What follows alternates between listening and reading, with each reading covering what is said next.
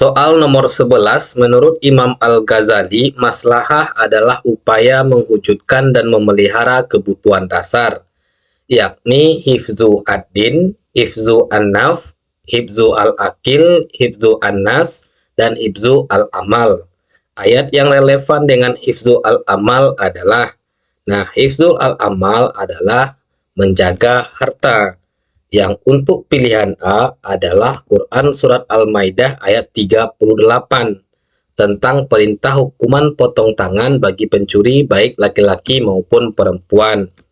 Yang B itu Quran Surat Al-Anfal ayat 39 tentang perintah memerangi orang yang suka menfitnah agama Allah.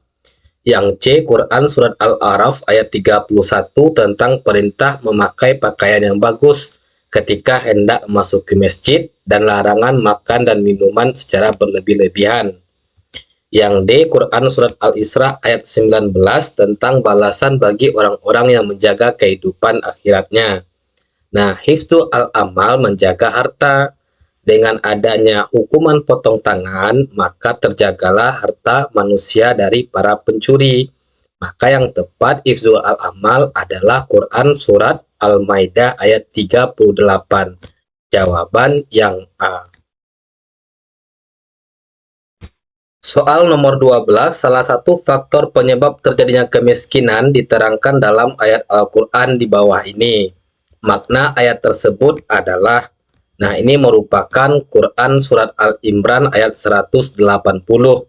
Dan jangan sekali-kali orang yang kikir dengan apa yang diberikan Allah kepada mereka dari karunia-Nya mengira bahwa kikir itu baik bagi mereka. Padahal kikir itu buruk bagi mereka. Apa harta yang mereka kikirkan itu akan dikalungkan di lehernya pada hari kiamat. Berarti ini orang-orang yang kikir. Berarti orang-orang yang tidak mau membagikan atau memberikan hartanya kepada orang lain. Maka kemiskinan timbul karena ketidakpedulian dan kebakilan atau kekikiran kelompok kaya terhadap kelompok miskin. Kalau yang D, ini tidak ada ayat menjelaskan tentang perilaku zalim, eksploitatif memanfaatkan orang lain dan menindas kepada manusia lain. Maka lebih tepat ke yang B. Soal nomor 13, Islam memandang entrepreneurship sebagai salah satu jenis usaha yang dilakukan seseorang untuk memenuhi kebutuhan jasmani dan rohani. Salah satu ayat dalam Al-Quran yang menegaskan hal tersebut adalah, yang A itu merupakan Quran Surat At-Taubah ayat 105. Katakanlah, bekerjalah, maka Allah, Rasul-Nya, dan orang-orang mukmin akan melihat pekerjaanmu. Kamu akan dikembalikan kepada Zat yang mengetahui yang gaib dan yang nyata. Lalu Dia akan memberitakan kepada kamu apa yang selama ini kamu kerjakan. Quran Surat At-Taubah ayat 105 ini berkaitan dengan entrepreneurship, artinya bekerja. Pada Quran Surat At-Taubah ayat 105 ini merupakan perintah bekerja sesuai dengan makna entrepreneurship, membuka usaha. Kalau yang B Quran Surat An-Nisa itu tidak relevan dengan entrepreneurship. Yang C Quran Surat An-Nur ayat 137 juga tidak berkaitan. Yang D Quran Surat Ibrahim ayat 32 juga tidak berkaitan. Maka yang berkaitan dengan entrepreneurship itu ditegaskan dalam Quran Surat At-Taubah ayat 105. Jawaban yang A. Soal nomor 14, investasi difokuskan pada kemanfaatannya bagi masyarakat hingga mampu direalisasikan dengan efisien dan dikelola dengan tujuan membantu mengurangi ketimpangan.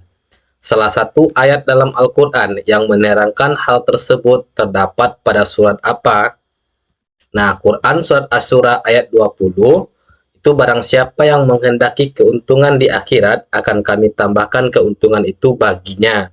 Dan barang siapa yang menghendaki keuntungan di dunia, kami berikan kepadanya sebagian darinya. Ini tidak berkaitan. Yang B itu sesungguhnya dia tidak beriman kepada Allah yang Maha Agung. Maka yang B Quran Surat Al-Haqqah ayat 33 juga tidak berkaitan. Yang C itu perumpamaan orang-orang yang menginfakkan hartanya di jalan Allah, adalah seperti orang-orang yang menabur sebutir biji benih yang menumbuhkan 7 tangkai. Pada setiap tangkai ada 100 biji. Allah melipat gandakan pahala bagi siapa yang Dia kehendaki. Nah, Quran Surat Al-Baqarah ayat 261 ini cocok untuk menjawab soal nomor 14, yaitu berkaitan dengan investasi. Kalau yang D, wahai orang-orang yang beriman, janganlah kamu saling memakan harta sesamamu dengan jalan yang batil atau tidak benar, kecuali dalam perdagangan yang berlaku atas dasar suka sama suka. Nah, ini berkaitan dengan penetapan harga. Maka yang paling tepat menggambarkan investasi itu dijelaskan dalam Al-Quran Surat Al-Baqarah 261. Maka jawabannya adalah yang C.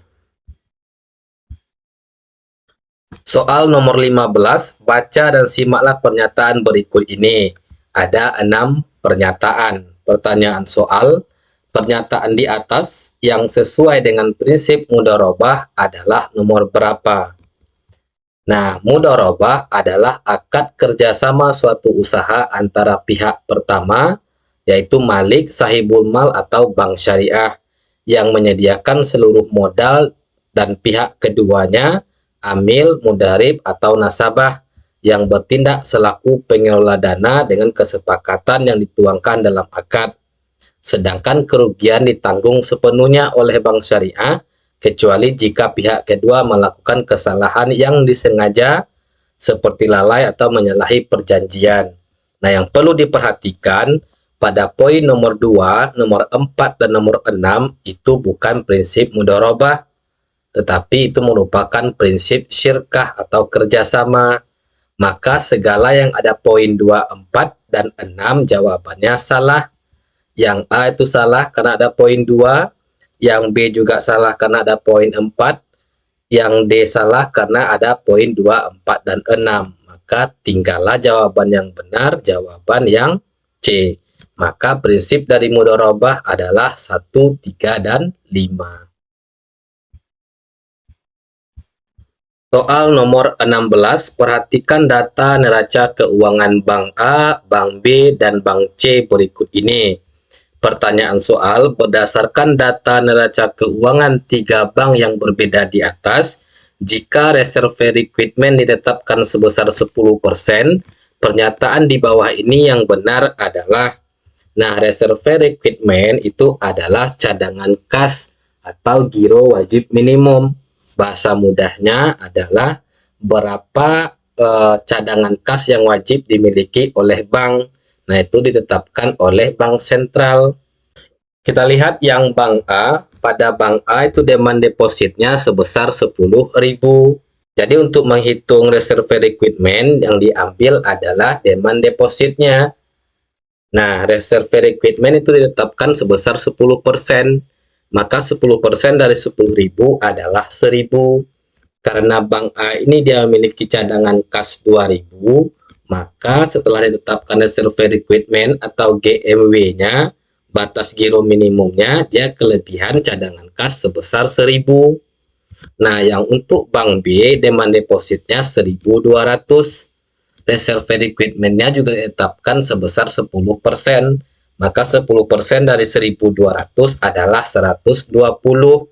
Karena cadangan yang ada pada Bank B ini 200, maka dia kelebihan cadangan kas sebesar 80.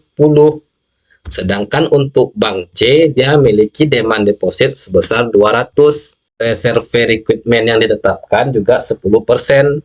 10% dari 200 adalah 20. Maka Bank C ini tidak kelebihan cadangan kas dan juga tidak kekurangan cadangan kas alias pas. Nah, sekarang kita lihat mana jawaban yang benar. Yang untuk pilihan A, Bank A dan Bank B mengalami kekurangan cadangan kas sebesar 20 juta. Nah, ini tidak benar karena Bank A dan Bank B itu memiliki kelebihan cadangan. Bank A memiliki kelebihan cadangan kas sebesar 1.000, Bank B sebesar 80. Nah, di sini mengapa 20 juta ini tidak menjadi permasalahan? Karena pada soal, pada datanya itu kan menggunakan angka ribuan. Sedangkan di opsi jawaban itu jutaan, tinggal kita sesuaikan. Kalau mau diganti data menjadi jutaan juga boleh, pada intinya sama nanti. Nah, yang Bank B dan Bank C mengalami kelebihan cadangan sebesar 80 juta. Sementara yang mempunyai kelebihan cadangan kas sebesar 80 juta itu adalah Bank B saja. Bank C dia tidak kelebihan dan tidak kekurangan. Maka yang B ini juga salah. Yang C itu Bank C harus menurunkan platform piutang sebesar 20 juta. Nah, ini tidak benar. Dia tidak perlu menurunkan platform piutang karena cadangan kasnya itu pas sebesar yang ditetapkan oleh Bank Indonesia. Nah, yang untuk pilihan D, Bank B dapat menaikkan plafon piutang sebesar 80 juta. Nah, ini benar karena Bank B ini dia akan memiliki kelebihan cadangan kas sebesar 80 juta. Maka yang 80 juta ini boleh dipinjamkan ke nasabahnya. Maka jawaban yang benar adalah yang D. Soal nomor 17, perhatikan kurva berikut.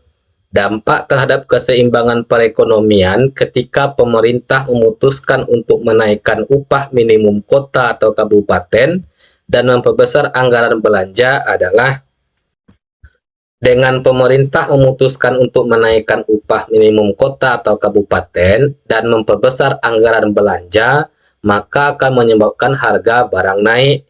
Nah, mengapa harga barang naik? Karena pendapatan masyarakat meningkat, sehingga kemampuan daya belinya pun juga meningkat. Karena kemampuan daya beli masyarakat meningkat, maka naiklah harga. Kalau harga barang naik, maka output nasional menjadi meningkat. Maka jawaban untuk soal nomor 17 adalah yang A. Nomor 18, berikut adalah data uang beredar pada Mei tahun 2023 dalam satuan miliar rupiah.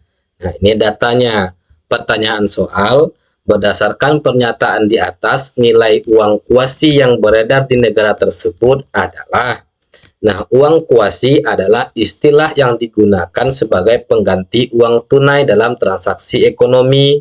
Contoh dari uang kuasi itu ada deposito berjangka, tabungan, dan rekening tabungan valuta asing milik swasta domestik. Maka untuk menghitung besarnya uang kuasi, simpanan berjangka ditambah tabungan, tambah giro dalam rupiah, dan falas. Nah, kalau kita jumlahkan nilainya sebesar 5.886.334.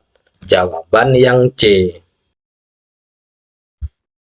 Soal nomor 19, fungsi MC atau marginal cost sebuah perusahaan pada pasar persaingan sempurna adalah 2Q tambah 300 dan fungsi permintaan perusahaan P atau harganya 1.500 dikurangi Q. Apabila biaya tetap yang dikeluarkan perusahaan sebesar 20.000, maka laba maksimal yang diperoleh perusahaan adalah. Nah, berarti ini kita menghitung laba maksimum. Diketahui pada soal biaya tetapnya atau FC-nya itu sebesar 20.000. Biaya marginal atau tambahan biayanya sebesar 2Q tambah 300. Sedangkan fungsi permintaan perusahaan ditunjukkan oleh fungsi harga 1.500 dikurangi dengan Q. Untuk menghitung laba, maka TR dikurangi dengan TC. TR ini total revenue, total penerimaan, dikurangi dengan total cost atau total biaya. Atau kita bisa menggunakan rumus AR dikurangi AC dikali Q.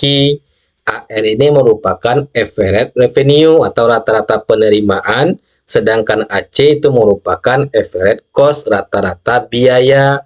Kemudian dikalikan dengan Q, terserah mau menggunakan yang mana.